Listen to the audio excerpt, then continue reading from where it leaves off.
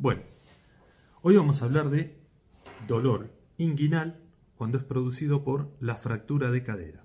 ¿Sí? Lo primero a tener en cuenta, la articulación de la cadera está compuesta por dos huesos. El coxal, con su porción acetabular, el acetábulo, ¿sí? Y la región proximal del fémur. ¿Sí? ¿De qué se trata el fémur? Lo dejamos al cuerpo de Henry y pasamos directamente al fémur. ¿Por qué?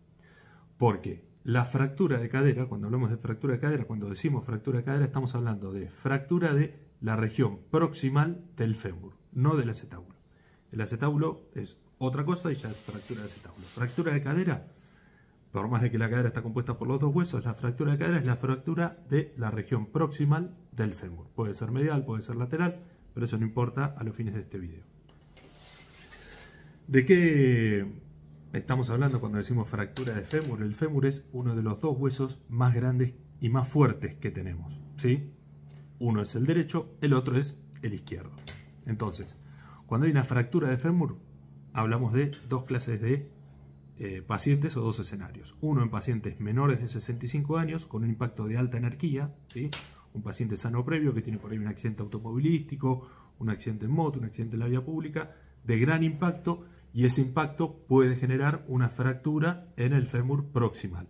Y el otro, pacientes ancianos generalmente o de más de 65 años, para no andar diciendo ancianos y jóvenes, ¿sí? Pacientes de más de 65 años con un fémur debilitado por alguna condición como es la osteopenia, la osteoporosis, puede ser también por una masa ocupante,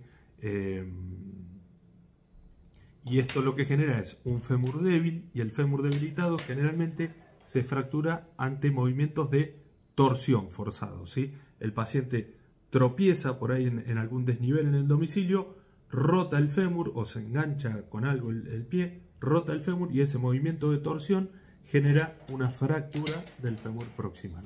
Entonces, se fractura y después se cae. Generalmente en los pacientes ancianos, en su domicilio, que son caídas, la caída se da después de la fractura. Primero se rompe el hueso, pierde estabilidad, por perder la estabilidad del fémur, ¿sí? Y el paciente cae en el piso, básicamente. Estas caídas pueden ser muy peligrosas, sobre todo porque por ahí se dan en regiones como el baño, donde hay otros elementos, como el inodoro, la bacha, que son elementos duros, y por ahí puede haber un golpe que genere otra complicación más, como puede ser un traumatismo de cráneo, ¿sí? Son caídas generalmente bastante complejas porque claramente no son caídas esperadas por el paciente, sino que pierde súbitamente el equilibrio, pierde la estabilidad, no el equilibrio, pierde la estabilidad, se cae y cae como se puede y generalmente generan otras lesiones.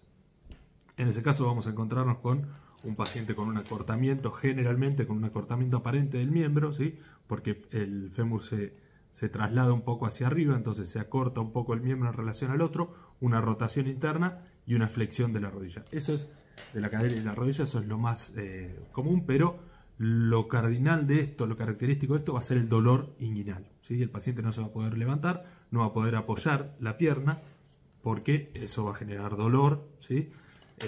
Si es que puede apoyar un poco o moverlo un poco. El movimiento ya va a generar dolor, entonces lo más aconsejable es no movilizar a la persona, o si la movilizamos, movilizarla acompañando el miembro afectado, ¿sí? La pierna afectada, trasladarlo al vehículo que dispongamos y en eso llevarlo al efector de salud más cercano, o mejor todavía, llamar al 911 o al 107, el servicio de emergencias, y solicitar la asistencia para que lo puedan evaluar en el domicilio alguien calificado y pueda trasladarlo al efector de salud necesario más cercano.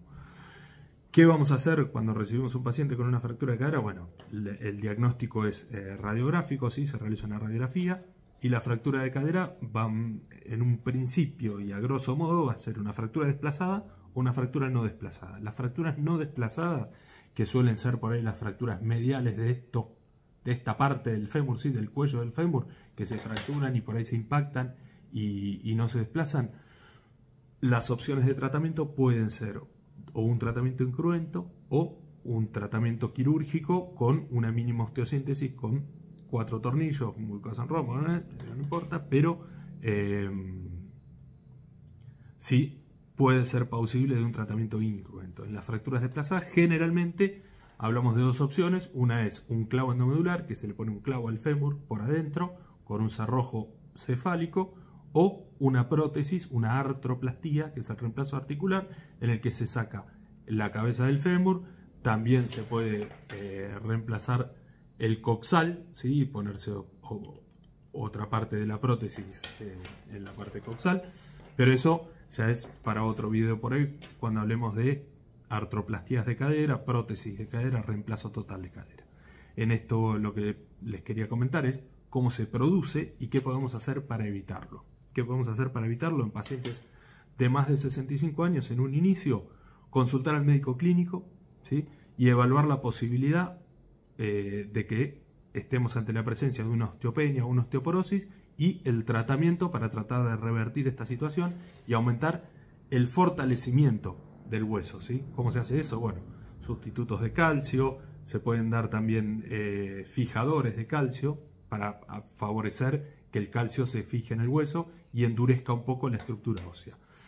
Y lo otro que sí podemos hacer nosotros en el domicilio sin consultar a un médico no es acolchar el domicilio, por esto que les dije que el paciente primero se fractura habitualmente y después se cae. Lo que sí podemos hacer es nivelar la superficie en la que el paciente va a caminar, evitar el calzado suelto e inestable, como son por ahí las pantuflas, las ojotas, ¿sí? Siempre un calzado estable, si puede ser acordonado mejor, para que tenga más estabilidad en el pie y evitemos ciertos tropezones por el calzado.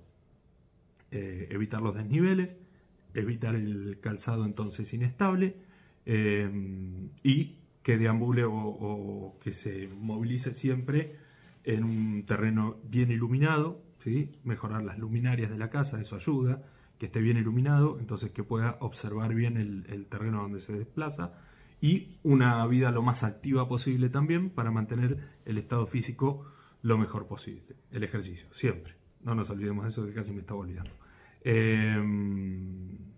¿Qué más? Me parece que eso era lo que hoy les quería comentar sobre el dolor inguinal producido por la fractura de cadera. Ya vamos a hablar más adelante de las diferencias entre una osteosíntesis y una artroplastía. Hoy era esto. Espero que no les pase, y si les pase, que lo puedan solucionar lo antes posible. Les mando un saludo grande y nos vemos la semana que viene con otro video.